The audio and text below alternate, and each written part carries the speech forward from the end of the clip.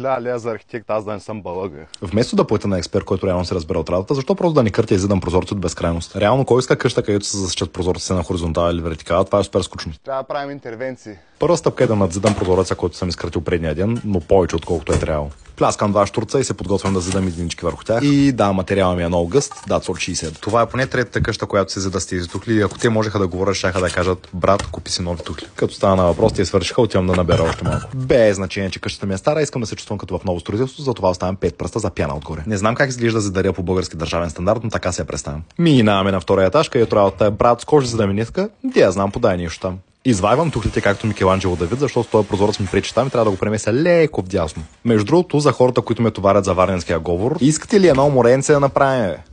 Хайде да се пускаме, бате. Чрез магията на видеообработката и невероятния ми талант в режисурата, който ми позволи да заснема това множество от ъгли само с една камера, къщата е готова.